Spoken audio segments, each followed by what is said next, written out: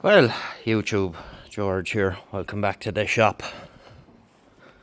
And I'm taking advantage of this good weather by getting some of the painting started on this old Colchester. So we have the inside of the backsplash done. We'll take another 2 coats and we'll rub it down in between. Give it a light rub. That's the brake cover. And we have this other panel here, which is the inside panel of the splashback where it mounts onto the headstock.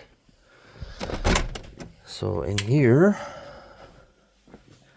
we've started into stripping the headstock, or the tailstock, and cleaning it, getting it ready for paint, and that'll clean up okay.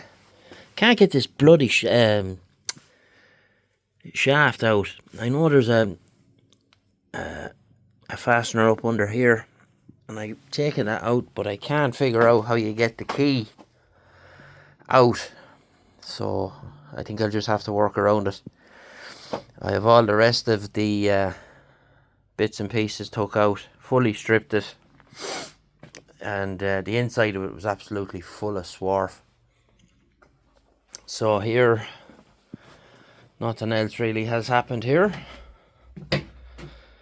since we spoke to you last, but we did do a bit of cleaning, and unusually on this one, well, not unusually, I suppose common on this machine, the brake is here,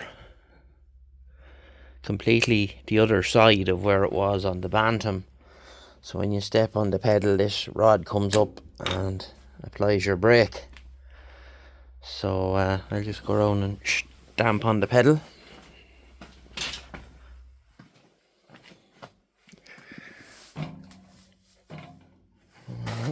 Move that.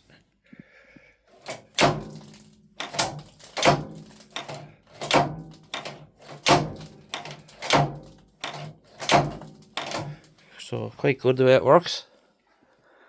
And yeah, so I suppose the next job we'll be at here now is we have to take this bucko off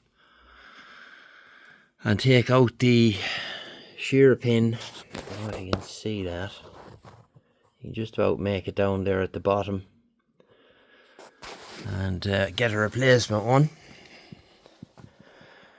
And quite handy with this. A ball bearing fell out when I was disassembling the block here in the end, and I was going, right, where did that come from? So you can see it there on the bottom. It's on the switch shaft, so it kind of pivots on that ball. So at least I know where that goes. So we have a load of bits cleaned up. Cleaned up all these undergibs. I have them coated in oil now, and the gib strips for them.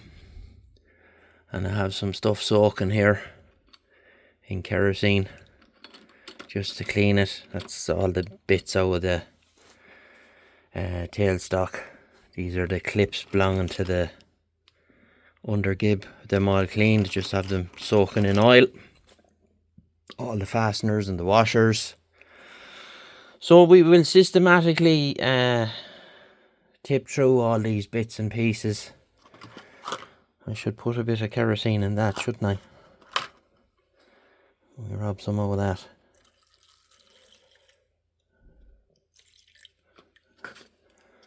I have great faith in kerosene for cleaning stuff.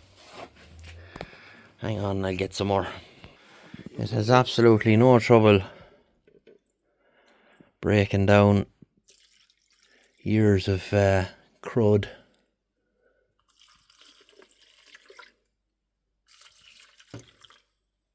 Put that in there.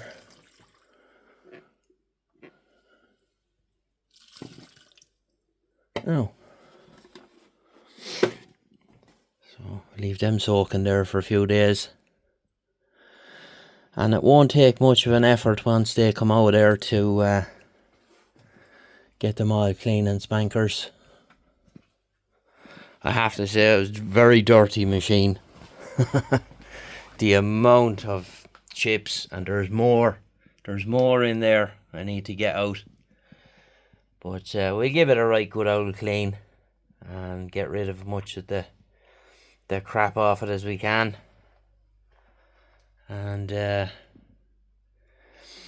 I suppose we can start rubbing it down then and get it ready for paint. So it's coming along. Quite pleased with it now. And I suppose the next day I'll get to removing all these panels so that I can paint them all separately off the machine. And I want to strip out all the gubbins that's in here, and get that done. So, as the fella says, we are getting there. Slow and steady wins the race. I have to clean these yet now, the 3 shafts, to give them a good old clean. And yeah, so it's coming along now indeed. It'll be nice to have it all back together. So we have to sand all this down yet now, get all this loose paint off and get a right good old sanding, and she'll be ready then for paint. So I'll leave it there for this video, and we will get you again in the next one. All the best. Bye bye.